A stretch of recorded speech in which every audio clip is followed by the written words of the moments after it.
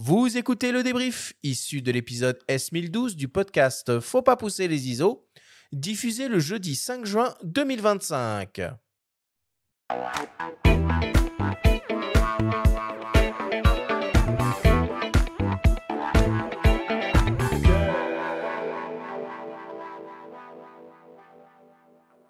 Nous sommes toujours avec le vidéaste Julien Migeot et Charles Lacombe de la boutique Objectif Bastille pour cette grande discussion autour des optiques vidéo. C'est le moment du débrief qui vous est présenté par Miss Numérique, le partenaire numéro 1 des créateurs d'images.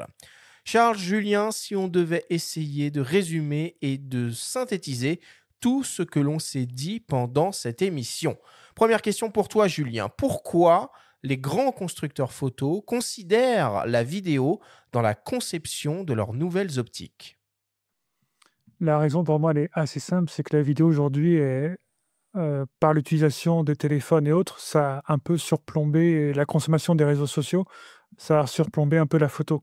En fait, je ne parle pas d'un jugement entre la photo et la vidéo, je parle plutôt d'un moyen de consommation des gens qui consomment aujourd'hui beaucoup plus facilement de la vidéo parce que ça bouge, donc ça retient plus l'attention et voilà. Et je pense que c'est un marché que les constructeurs aujourd'hui ne peuvent pas ignorer et d'ailleurs, ils le font pas, ils ignorent pas du tout et c'est normal que les constructeurs, aillent dans ce sens-là, aillent dans cette direction-là, en tout cas de la vidéo aujourd'hui fait partie du marché des optiques et des boîtiers et heu et même si, parfois je trouve que certains constructeurs le comprennent encore pas tout à fait.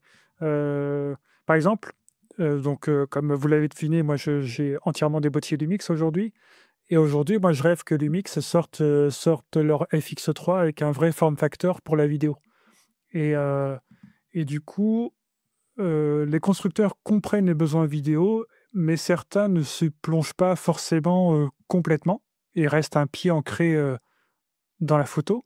Notamment, j'aurais pu dire ça de Nikon avant le rachat Red et tout ça. Mais aujourd'hui, c'est une réalité. Les constructeurs vont vers la vidéo parce qu'il y a de la demande. Il y a énormément de demandes, tout simplement.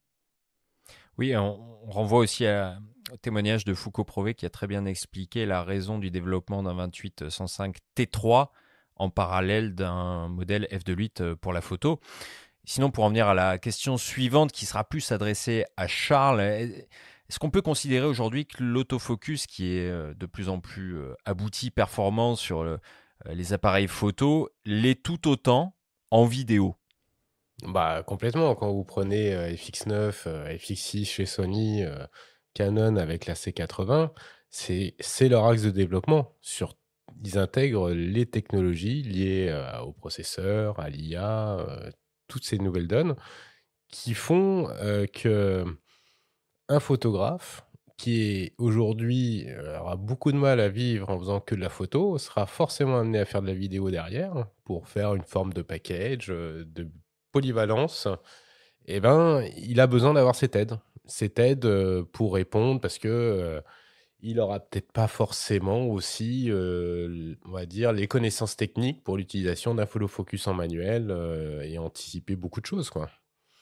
L'axe de développement, si je rebondis sur la question, c'est est-ce que les constructeurs aujourd'hui peuvent se passer, en créant une optique, d'une utilisation vidéo? Non. Un photographe pro aujourd'hui, il est obligé de savoir faire autant de la photo que de la vidéo. Julien, est-ce que tu peux nous rappeler ce qu'est le phénomène de focus breathing?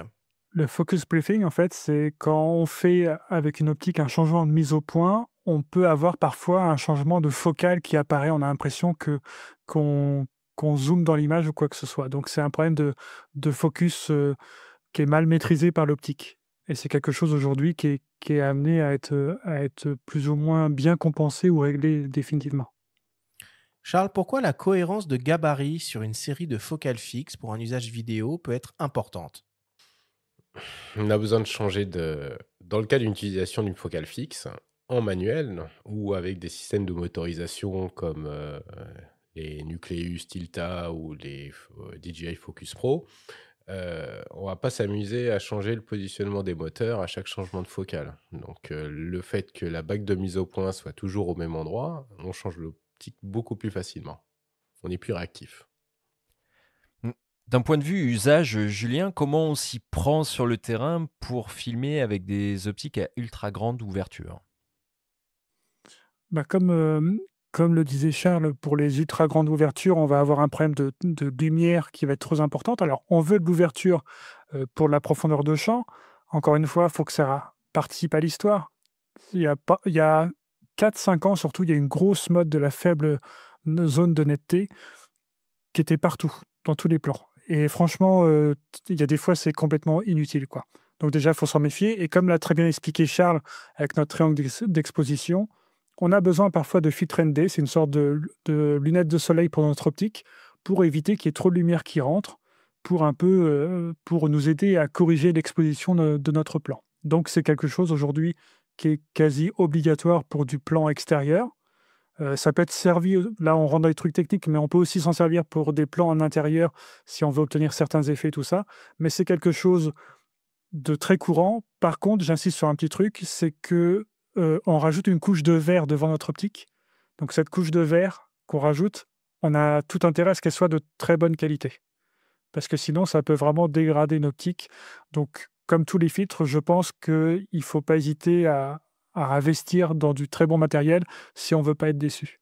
Et est-ce que les vidéastes sont aussi sensibles que les photographes au bokeh pendant Oui. un tournage? Certains plans à la forme du bokeh.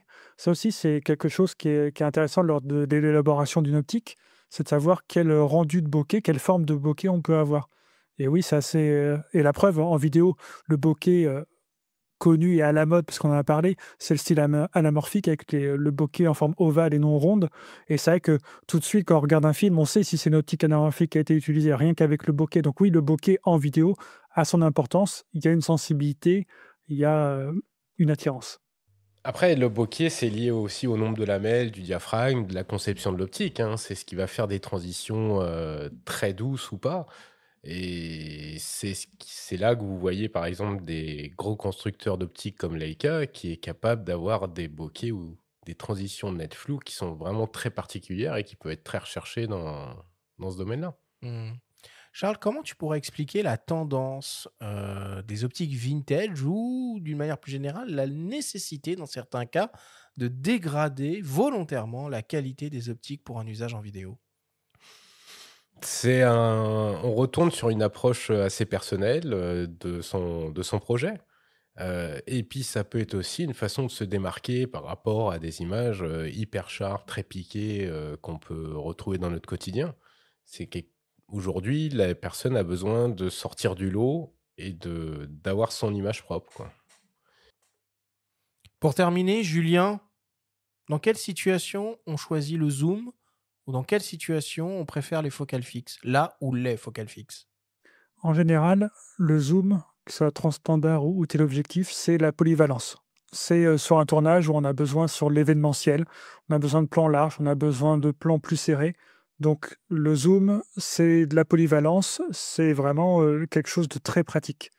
A contrario, la focale fixe, généralement, on l'utilise pour des projets plus posés, donc de l'interview, où il y a aussi des exceptions, comme on a parlé ensemble avant. Voilà, donc généralement, c'est les deux usages principaux.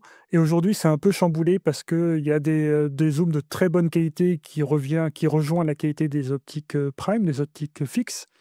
Et il y a aussi les boîtiers, en fait, les boîtiers avec les crops. Par exemple, vous avez une optique fixe en plein format et vous utilisez le crop APS-C de votre boîtier. Et là, du coup, vous avez comme si c'était une sorte de zoom, entre guillemets, ou chez Sony, le clear zoom, si je ne me trompe pas, c'est comme ça que ça s'appelle, où on peut zoomer entre ce crop et ce plein format. Donc, en fait, aujourd'hui, on a plein d'outils et plein de nouvelles optiques qui permettent que cette frontière entre la focale fixe et le zoom est de plus en plus réduite et ça arrive à se confondre.